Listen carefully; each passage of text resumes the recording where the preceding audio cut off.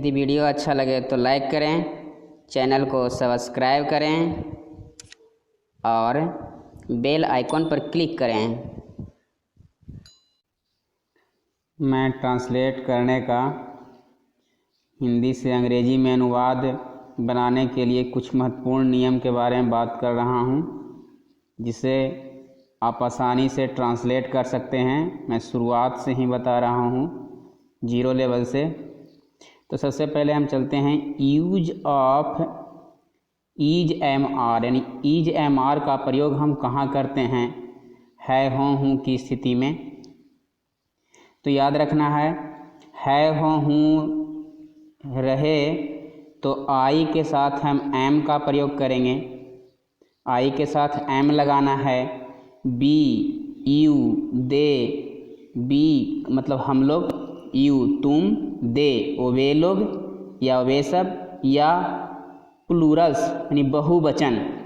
बहुवचन रहे यानी लड़कों हैं या लड़कियां हैं, बच्चे हैं, तो ये सभी के साथ आर का प्रयोग करना है। ही सी इट या नाम रहे, ही ओ वह पुल्लिंग के लिए, सी ओ वह स्त्रीलिंग के लिए, ईट या नाम रहे, राम सीता या कुछ भी नाम हो तो उसके साथ ईज का प्रयोग करना है। उदाहरण के रूप में मैं एक लड़का हूँ, तो मैं का आई हो गया, आई के साथ क्या लगेगा, एम लगेगा। I am a boy. वह एक लड़की है, तो वह लड़की है, तो she is a girl, is लगेगा ना वह के साथ। तुम किसान हो तो यू हो गया, यू के साथ हार लगेगा। और ए किसान को हम काउंट कर सकते हैं इसलिए ए लगेगा, तो you are a farmer. Second rules है use of was were. Was या बेयर कहाँ लगाएंगे, तो था थे थी लगा हुआ रहेगा तब बाज बेयर लगाना है। लेकिन बाज का प्रयोग कहाँ होगा, बेयर का प्रयोग कहाँ होगा, अब इसके बारे में हम जानते हैं। तो बाज का प्रयोग आई ही सी ईट देखना है। आई ही सी ईट या नाम रहे, आई ही सी ईट या नाम के साथ बाज का प्रयोग करना है। नियम जरूर याद रखें, आई ही सी इट या नाम के साथ बाज का प्रयोग करते हैं। बी यू दे या प्लूरल्स के साथ बेयर का प्रयोग करना है। मैं शिक्षक था, तो आई के साथ बाज लगेगा, आई बाजे टीचर। हम लोग निर्दोष थे, तो हम साधारण नियम से स्टैंडर्ड लेवल के नियम तक हम आगे बढ़ रहे हैं।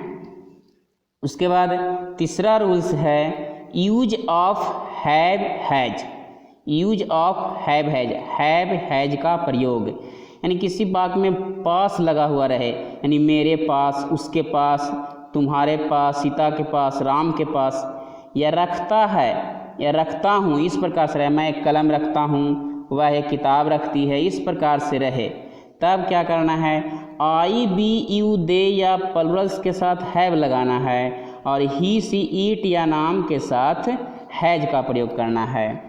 एग्जाम्पल्स में मेरे पास एक कलम है, तो मेरे पास, तो आई हो गया, आई के साथ हैव लगाना है। कलम, कलम को काउंट कर सकते हैं इसलिए ए पेन हो जाएगा। उसके पास एक किताब है, तो ही हैज ए बुक। उसके बाद मैं एक कार रखता हूँ, मैं एक कार रखता हूँ, तो आई हो जाएगा मैं का, आई हैव हो जाएगा, आई के साथ हैव लगाना है। कार, कार का कार हो जाएगा, ये लगाना है। कार को हम काउंट कर सकते हैं, काउंट का मतलब गिनती होता है। उसके बाद चौथा नियम है यूज ऑफ हैड। हैड का प्रयोग हम कहाँ करें, किसी वाक्य में पास लगा हुआ रहे या था थे थी लगा हुआ रहेगा तो हम हैड का प्रयोग करेंगे। हैड का प्रयोग सभी सब्जेक्ट के साथ, चाहे कोई भी सब्जेक्ट हो जाए तो उसके साथ हैड का प्रयोग करना है। मेरे पास काफ़ी समय था, पर्याप्त समय था, आई के साथ हैड लग जाएगा। पास यहाँ लगा हुआ है, था लगा हुआ है, तो I had enough time. Sita को सुंदरता थी, तो सीता हैड ब्यूटी। ब्यूटी को हम गिन नहीं सकते हैं इसलिए यहाँ ए एन का प्रयोग नहीं हो सकता। उसे गहरा ज्ञान था, तो ही हैड हो जाएगा। ही हैड, उसे गहरा ज्ञान था या उसके पास गहरा ज्ञान था। ही हैड डीप, गहरा, knowledge. He had deep knowledge. उसके बाद पांचवा नियम की हम बात करते हैं, use of shall will. Use of shall will, shall या विल का प्रयोग गागे गी के अर्थ में करना है। तो शैल का प्रयोग कहाँ होगा, विल का प्रयोग कहाँ होगा? तो आई बी रहे, आई का मतलब मैं, पहले ही मैं बता चुका हूँ, बी हम लोग या हम, आई बी रहे तो शैल का प्रयोग करना है, और बाकी जो बच जाए सभी सब्जेक्ट के साथ विल का प्रयोग करना है। बी रहे, दे रहे, ही रहे, सी रहे, चाहे नाम रहे, तो विल का प्रयोग करना है। जैसे मैं पटना जाऊंगा तो आई के साथ शैल लगाना है, गो टू पटना। वह स्कूल जाएगी, सी विल गो टू स्कूल। उसके बाद हम इसके नोट्स हैं, यदि वाक्य में जरूरी या अवश्य लग जाए गागेगी वाला में, यदि वाक्य में अवश्य या जरूरी लगा हो तो शैल को बदल देना है विल में और विल को बदल देना है शैल में। जैसे मैं जरूर पटना जाऊंगा, जरूर यानी निश्चित रूप से, चाहे क्वेश्चन रहे कि मैं जरूर पटना जाऊंगा या मैं पटना जाऊंगा ही या मैं अवश्य पटना जाऊंगा, तो आई के साथ शैल लगता था, तो आई के साथ विल लगेगा, निश्चित हो गया विल, और गो टू पटना क्रिया का पहला रूप देना है बाद में। वह जरूर मुझसे शादी करेगी, वह का मतलब है वह जरूर मुझसे शादी करेगी, तो वह का यहाँ सी हो जाएगा, सी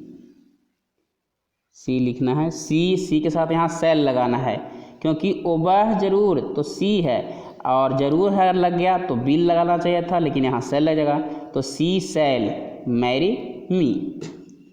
उसके बाद अगला नियम है, use of shall have will have, नहीं वाक्य में लगा हुआ रहेगा, पास रहेगा और होगा या होगी लास्ट में लिखा हुआ रहेगा।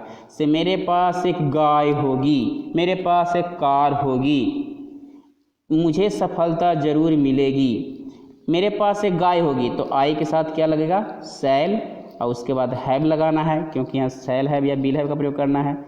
एक काऊ, मुझे सफलता जरूर मिलेगी, यहाँ जरूर लग गया, इसलिए शैल के जगह विल लगाना है और विल के जगह शैल लगाना है, तो आई के साथ विल हो गया, हैव तो लगाना ही है, आई विल हैव सक्सेस। उसके बाद सातवां नियम है, use of shall be will be. Use of shall be या विल बी, यानी वाक्य में रहूँगा, रहूँगी, रहूँगे, रहेंगे, होगा, होगी, होंगे, बनेगा, बनेगी, बनेंगे, इस प्रकार से रहे, तो शैल बी या विल बी का प्रयोग करना है। तो मैं खुश रहूँगा, वह नेता बनेगा, सीता सुंदर होगी, तो आई शैल बी हो जाएगा, क्योंकि आई के साथ शैल लगता है, शैल बी हैप्पी। बनेगा, वह नेता बनेगा, he will be a leader, Sita will be beautiful. उसके बाद अगला नियम है आठवां, use of is to am to, काफ़ी इंपॉर्टेंट नियम है, इसको ध्यान देना है। Use of is to am to are to, is am are का प्रयोग हम पहले पढ़े हैं, बाज का प्रयोग पहले पढ़े हैं, बेयर का, शैल बी का, विल बी का, लेकिन उसके बाद टू का प्रयोग साथ में लगाना है। Is to, am to, are to, was to, were to, shall have, shall be to, will be to, have नहीं बी होगा। तो यदि वाक्य में को रहे, बाला लगा रहे, बाली लगा हुआ रहे, चाहे संभावना का बोध, अर्थ का बोध होता है, इस प्रकार में वाक्य में, इस प्रकार के वाक्यों में संभावना का बोध हो जाता है, तो सब्जेक्ट के साथ यानी प्रेजेंट टेंस रहेगा, यानी है हो हूँ रहेगा, तो is to am to are to हो जाएगा। थाथे थी रहेगा तो बाज टू बेयर टू लगेगा, गाएगी रहेगा तो शैल बी टू और विल बी टू का प्रयोग करना है। जैसे पहला में नीतीश शादी करने को है, तो नीतीश इज टू मैरी हो गया, इज टू का प्रयोग होगा। उसके बाद धोखा देने वाली थी, तो सी और बाज टू का प्रयोग होगा, थी लगा हुआ है। चिट, चिट का मतलब धोखा देना। सीता पढ़ने को रहेगी, तो Sita will be to read. इस प्रकार से याद रखना है, is to, am to, are to, was to, were to, shall be to और विल बी टू का प्रयोग। उसके बाद अगला 9वां नियम है use of have to, has to, had to, shall have to, will have to. ये कुछ इसमें बाध्यता या लाचारी का बोध होता है। नहीं, लाचारी का मतलब है कि मजबूरी में काम करना पड़ता है, काम करने का इच्छा न करता है फिर भी करना पड़ता है। तो लाचारी का बोध हो तो प्रेजेंट टेंस का मतलब है हो हूँ रहेगा तो हैव टू हैज टू लगेगा, था थे थी रहेगा तो हैड टू का प्रयोग कर रहा है पूरे में, और फ्यूचर में रहे गाएगी तो shall have to, will have to का प्रयोग करना। जैसे मुझे पढ़ना है, मुझे पढ़ना पड़ता है, मुझे पढ़ना होता है। इस वाक्य से पता चलता है कि मजबूरी का बोध हो रहा है, पढ़ने का इच्छा नहीं है फिर भी पढ़ना पड़ता है। तो आई के साथ हैव टू का प्रयोग करेंगे, आई हैव टू रीड। मुझे पढ़ना था तो यहाँ पास्ट टेंस आ गया, था रहेगा तो हैड लगेगा, आई हैड टू रीड। मुझे पढ़ना होगा, मुझे पढ़ना होगा, I shall have to read. Thanks for watching, all the best. सबसे पहले हम बात करते हैं कैन का प्रयोग। कैन और मे दोनों का अर्थ सकना होता है, कैन और मे दोनों का अर्थ सकना होता है, लेकिन कैन का प्रयोग यदि किसी वाक्य से सामर्थ्य या क्षमता का बोध हो, यदि किसी वाक्य से सामर्थ्य या क्षमता का बोध हो तो सब्जेक्ट के साथ कैन का प्रयोग करते हैं। यदि किसी वाक्य से सामर्थ्य या क्षमता का बोध हो तो सब्जेक्ट के साथ कैन का प्रयोग करते हैं। हम उदाहरण से समझते हैं। मैं यह काम कर सकता हूँ, वह नेता बन सकता है, तुम महान हो सकते हो, मैं अंग्रेजी बोल सकता हूँ। अब ये सारे कार्यों के लिए क्षमता की आवश्यकता है। इससे हम बनाएंगे I can do this work, he can be a leader, you can be great, I can speak English. अब हम आगे बात करते हैं यूज ऑफ मे का प्रयोग। तो मे का प्रयोग हम कहाँ करेंगे? यदि किसी वाक्य से संभावना का बोध हो, आदेश और अनुरोध का बोध हो तो सब्जेक्ट के साथ मे का प्रयोग करते हैं। जैसे वर्षा हो सकती है, संभावना है कि वर्षा हो सकती है। अब तुम जा सकते हो, यह आदेश दिया जा रहा है कि अब तुम जा सकते हो। क्या मैं अंदर आ सकता हूँ, यह अनुरोध किया जा रहा है। क्या मैं बाहर जा सकता हूँ, अनुरोध किया जा रहा है। मेरा भाई आज आ सकता है। तो इसके लिए मे का प्रयोग हम करते हैं। तो वर्षा हो सकती है, ईट मे रेन, जैसे वर्षा होना, इसके साथ ईट का प्रयोग होगा क्योंकि मौसम की घटना है इसलिए ईट का प्रयोग करते हैं। अब तुम जा सकते हो, यू मे गो नाउ, क्या मैं अंदर आ सकता हूँ। मे आई कम इन, क्या मैं बाहर जा सकता हूँ। मे आई गो आउट, मेरा भाई आज आ सकता है। My brother may come today, ये संभावना है, my brother may come today. उसके बाद हम आगे बात करते हैं use of should, must, ought to. पहले अर्थ इसका जानते हैं। इससे साधारण अर्थ चाहिए का प्रयोग किया जाता है, चाहिए के अर्थ में किया जाता है।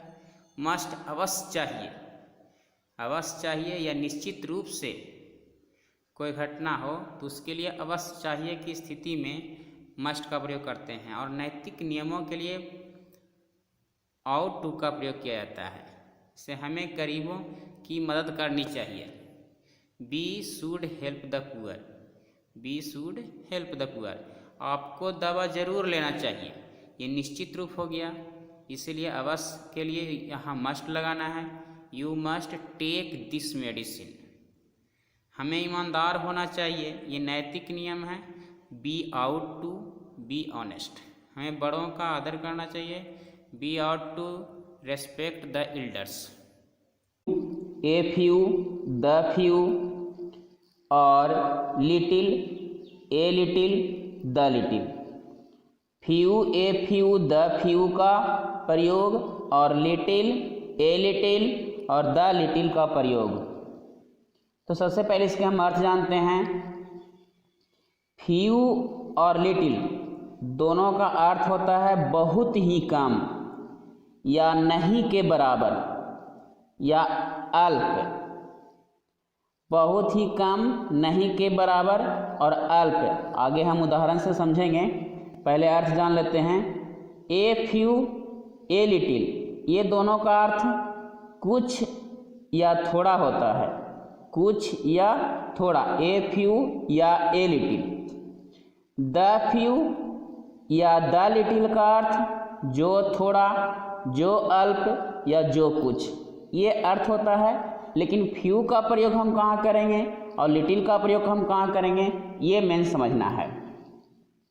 तो इसके लिए यहाँ रूल्स हैं, नियम्स हैं कि प्लूरल्स काउंटेबल नाउन्स के लिए फ्यू का प्रयोग करते हैं। प्लूरल्स काउंटेबल नाउन के लिए फ्यू का प्रयोग करते हैं और सिंगुलर काउंटेबल नाउन का मतलब है जिसे हम गिनती कर सकते हैं। जैसे मैं काउज, गाय, गायों को कहा जा रहा है। फ्रेंड्स, दोस्तों को कहा जा रहा है जिसे हम काउंटिंग कर सकते हैं, गिन सकते हैं। हॉर्सेज, घोड़े। बुक्स, किताबें। पेन्स, कलमें।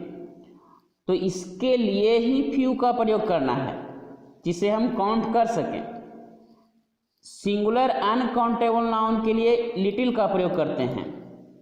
जैसे वाटर, इसे हम काउंट नहीं कर सकते हैं। लव, इसे हम काउंट नहीं कर सकते। टी, इसे हम काउंट नहीं कर सकते। राइस, नॉलेज, जिसे हम काउंट नहीं कर सकते उसके लिए लिटिल का प्रयोग करना है। जिसे हम गिन सकते हैं उसके लिए फ्यू का प्रयोग करना है और जिसे हम नहीं गिन सकते हैं उसके लिए लिटिल का प्रयोग करना है। उदाहरण से हम समझते हैं, मेरे पास अल्प समय है। मेरे पास अल्प समय है। मेरे पास तो आई हैव हो गया। अल्प समय है तो टाइम को हम काउंट नहीं कर सकते हैं, इसीलिए यहाँ लिटिल होगा। I have little time. अगर थोड़ा समय रहता तो ए लिटिल हो जाता। तुम थोड़ी चाय पीते हो तो यू टेक। You take. अब थोड़ी चाय, थोड़ी के लिए ए लगाना है और लिटिल टी, चाय को हम काउंटिंग कर नहीं सकते इसलिए यहाँ लिटिल होगा। तो you take a little tea. उसे मेरे लिए थोड़ा सा प्यार है तो he has. He has, she has भी हो सकता है। He has a little love for me. Love को हम काउंट कर नहीं सकते। थोड़ी जानकारी खतरनाक होती है तो थोड़ी जानकारी, अब जानकारी को हम काउंट नहीं कर सकते हैं तो ए लिटिल नॉलेज, अब ज्ञान को हम काउंट थोड़े कर सकते हैं। A little knowledge is dangerous thing. मेरे पास थोड़े दोस्त हैं तो दोस्त को हम काउंट कर सकते हैं इसलिए यहाँ फ्यू का प्रयोग होगा। आई हैव, थोड़े है इसलिए ए फ्यू होगा। A few friends. जो थोड़े दोस्त थे, अब जो थोड़े के लिए द लगाना है और थोड़े दोस्त तो हम इसे काउंट कर सकते हैं तो द फ्यू हो जाएगा। The few friends I had, यानी मेरे पास थे।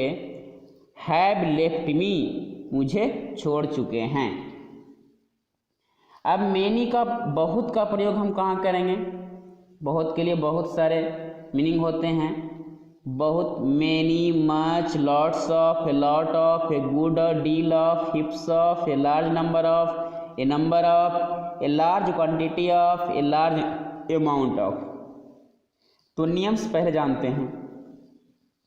प्लूरल्स काउंटेबल नाउन्स के लिए many, a large number of या ए नंबर ऑफ का प्रयोग हम करते हैं। प्लूरल्स रहे तो प्लूरल्स रहे और काउंटेबल यानी गिनते हैं जिसे हम। सिंगुलर अनकाउंटेबल नाउन्स के लिए मच का प्रयोग हम करते हैं। A large quantity of, a large amount of का प्रयोग करते हैं। और ये ध्यान रखना है, कुछ कुछ ऐसे सेंटेंस मिलेंगे जिसमें दोनों का प्रयोग करते हैं। ए लॉट्स ऑफ, ये दोनों काउंटेबल हो या अनकाउंटेबल दोनों के लिए प्रयोग करेंगे। Lots of, a good deal of, हिप्स of का प्रयोग काउंटेबल और अनकाउंटेबल दोनों के लिए हम कर सकते हैं। उदाहरण से हम समझते हैं। बहुत से छात्र रात में नहीं पढ़ते हैं। बहुत से छात्र रात में नहीं पढ़ते हैं, तो यहाँ हम मैनी लगाए हैं, मैनी स्टूडेंट्स। क्यों? क्योंकि स्टूडेंट्स को हम काउंट कर सकते हैं। Many students do not read at night. मेरे पास बहुत सी परेशानियां हैं। अब परेशानियों को हम काउंट नहीं कर सकते। I have amount of trouble. मेरे पास बहुत पैसे हैं, यहाँ लॉट्स ऑफ का प्रयोग हम बता रहे दोनों में किया जाता है। मेरे पास बहुत पैसे हैं, तो I have a lot of money. It एक प्रोनाउन है जिसका अर्थ यह होता है, लेकिन यह सब्जेक्ट के रूप में जब काम करता है तो इसका कोई अर्थ ही नहीं होता है, इसका कोई अर्थ नहीं होता है। उदाहरण, शुक्रवार है या शुक्रवार का दिन है, तो ईट इज फ्राइडे, लेकिन ईट का यहाँ कोई अर्थ नहीं है। आज मंगलवार है, तो ईट इज ट्यूजडे टुडे, यहाँ भी ईट का कोई अर्थ नहीं आ रहा है।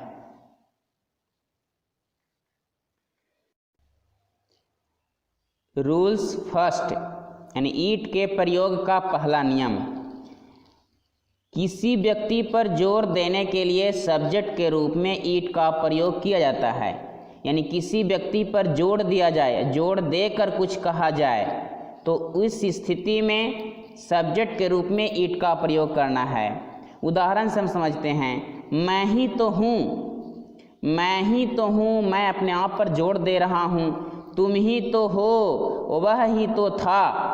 अब इसके लिए ईट का प्रयोग करना है हो हूँ रहेगा तो इज का प्रयोग करना है साथ में, और था थे थी रहेगा तो साथ में बाज का प्रयोग करना है। तो मैं ही तो हूँ, ईट इज आई। तुम ही तो हो, ईट इज यू। वह ही तो था, ईट बाज ही। वह ही तो था, ईट बाज ही। सीता ही तो थी, तो ईट बाज हो गया सीता, ईट बाज सीता। राम ही तो था, ईट बाज राम। तुमने ही मुझे गाली दी है। अब इसे समझना है, मुझे गाली दी है प्रेजेंट परफेक्ट टेंस का है, तो तुमने ही, ये व्यक्ति पर जोर दिया जा रहा है, तुमने ही, तो ईट इज यू। और यू के बाद यहाँ हैव, यू के साथ यहाँ हैव लगेगा, हैव एब्यूज्ड मी। यू के बाद हु का भी हम प्रयोग कर सकते हैं। उसने ही मेरी कलम चुराई है। उसने ही, तो it is she. Has stolen, क्रिया का तीसरा रूप आता है परफेक्ट टेंस में, हैज स्टोलन माई पेन। उसने ही मेरी कलम चुराई है। It is she has stolen my pen, या it is she who has stolen my pen. It का प्रयोग रूल्स 2। अब दूसरा नियम की हम बात कर रहे हैं। ईट का प्रयोग समय बताने के लिए सब्जेक्ट के रूप में किया जाता है। जब समय बताना हो तो सब्जेक्ट के रूप में ईट का प्रयोग करना है। अब इसके लिए नोट में ध्यान रखना है कि समय कितना हुआ है, तब हम ईट का प्रयोग तो सब्जेक्ट के रूप में करेंगे, लेकिन उसके कुछ खास नियम है, नोट में समझना है। अधिक या ज़्यादा हो तो पास्ट का प्रयोग करते हैं। अधिक या ज़्यादा का मतलब समझते हैं कि 2:02 हुआ है तो 2 मिनट अधिक हुआ। अब 2:10 हुआ है तो 10 मिनट अधिक हुआ। कम देर बाकी के लिए टू का प्रयोग करते हैं। कम यानी 10 बजने में 5 मिनट कम है, या 10 बजने में 5 मिनट देर है, या 10 बजने में 5 मिनट बाकी है, तो इसके लिए हम टू का प्रयोग करेंगे। तो बाकी देर के लिए टू का प्रयोग, अधिक और ज़्यादा के लिए पास्ट का प्रयोग करेंगे। सवा के लिए क्वार्टर पास्ट। अब सवा के लिए क्वार्टर पास्ट क्यों हुआ? तो पास्ट का मतलब ही अधिक होता है, तो सवा में अधिक होता है और पौने में कम होता है। तो पौने के लिए 1 क्वार्टर टू और सवा के लिए 1 क्वार्टर पास्ट। पौने के लिए 1 क्वार्टर टू का प्रयोग करना है। साढ़े के लिए हाफ पास्ट, साढ़े के लिए हाफ पास्ट। और पूरा समय जब हो तो उसके लिए ओ क्लॉक का प्रयोग करना है। एक बार नियम फिर से रिवाइज कर लें। अधिक और ज़्यादा के लिए पास्ट, कम देर बाकी के लिए टू, सवा के लिए एक क्वार्टर पास्ट, पौने के लिए एक क्वार्टर टू, साढ़े के लिए हाफ पास्ट, पूरा समय के लिए ओ क्लॉक का प्रयोग करना है। अब हम उदाहरण से समझते हैं। 8 बजा है, 8 बजा है तो ईट इज तो लगेगा ही। अब 8 बजा है जो शुरू में रहता है उसको लिखना है ईट इज 8 o'clock हो गया, ईट इज 8 o'clock। उसके बाद 8:15 बजा है तो 8:15 बजा है तो ईट इज लगेगा और सवा के लिए हमको लिखना है एक क्वार्टर पास्ट, तो सवा के लिए एक क्वार्टर पास्ट तो ईट इज एक क्वार्टर पास्ट और उसके बाद 8 के लिए 8 लिखना है। 7:45 बजा है तो इट इज एक क्वार्टर, 7:45 का मतलब 8 से कम है तो 2 लगेगा, एक क्वार्टर टू 8। अब 8:30 बजा है तो इट इज हाफ पास्ट 8। अब 8 बजने ही वाला है, इसके लिए हम प्रयोग करते हैं जस्ट ऑन का, इट इज जस्ट ऑन 8। फिर से नोट ध्यान देना है कि यदि मिनट 5 से पूरा कट जाए यानी 5 से विभाजित हो जाए तो मिनट नहीं लिखा जाता है। 5 से कट जाए यानी 5 कटेगा, 10 कटेगा, 15, 20 ये सब कटने वाला जो है उसमें मिनट नहीं लिखना है। यदि मिनट 5 से पूरा कट जाए या विभाजित हो तो उसमें मिनट नहीं लिखा जाता है, बाकी में मिनट लिखेंगे हम। उदाहरण से हम समझते हैं 8 बजने में 10 मिनट बाकी है तो 10 मिनट, ये 10 मिनट 5 से कट रहा है इसीलिए मिनट नहीं लिखाएगा, 10 का लिखाएगा। तो यहाँ हो जाएगा ईट इज 10, ईट इज 10 और ये 8 जो बज रहा है अंत में लिखाएगा ईट इज 10 और बाकी के लिए हम 2 का प्रयोग करते हैं। पहले नियम बताए हैं, eat is 10 to 8, eat is 10 to 8। उसके बाद है उदाहरण से हम आगे समझते हैं 8:03 हुआ है। अब यहाँ समझना है 8:03 हुआ है तो ईट इज 3, ईट इज 3। अब 3 5 से कटेगा नहीं तो इस कारण यहाँ मिनट्स लिखना है, ईट इज 3 मिनट्स और 8:03 होने का मतलब है कि ज़्यादा है, 3 मिनट ज़्यादा है तो ज़्यादा के लिए हम पास्ट का प्रयोग करते हैं, ईट इज 3 मिनट्स पास्ट 8। 8:10 हुआ है, 8:10 हुआ है तो इट इज, पहले मिनट लिखा जाता है तो 10 और मिनट यहाँ नहीं लिखाएगा क्योंकि 5 से 10 कट जाता है तो इट इज 10 और 10 मिनट अधिक हुआ है तो पास्ट का प्रयोग, इट इज 10 पास्ट 8। उसके बाद रूल्स 3 है, तीसरा रूल्स है ईट का प्रयोग। तीसरा नियम, ईट का प्रयोग समय, दिन, महीना, वर्ष, मौसम बताने के लिए सब्जेक्ट के रूप में किया जाता है। समय बताना है, दिन बताना है, महीना बताना है, वर्ष बताना है या मौसम बताना है या मौसम की सभी घटनाओं के लिए सब्जेक्ट के रूप में ईट का प्रयोग किया जाता है। सब्जेक्ट के रूप में ईट का प्रयोग किया जाता है। उदाहरण से हम समझते हैं सुबह का समय था, सुबह का समय था तो सुबह का समय था ईट, ईट के बाद साथ बाज लगेगा, ईट बाज मॉर्निंग। यहाँ समय का नहीं लिखना है, समय का, दिन का और मौसम का, वर्ष का मीनिंग नहीं लिखा जाता है तो ईट बाज मॉर्निंग हो गया। दोपहर का समय है तो ईट इज नून हो गया। शुक्रवार का दिन है तो ईट इज फ्राइडे। आज मंगलवार है तो इसको 2 तरह से हम बना सकते हैं, today is Tuesday, today is Tuesday या it is Tuesday today, it is Tuesday today. March का महीना है तो ईट इज मार्च। 1993 का वर्ष था तो ईट बाज 1993। जाड़े का मौसम था, ईट बाज विंटर। वर्षा हो सकती है, ईट में रेन, ईट में रेन। ठनका ठनकती है या बिजली चमकती है तो इसके साथ भी ईट का प्रयोग होगा और थंडर्स हो जाएगा यहाँ, ईट थंडर्स।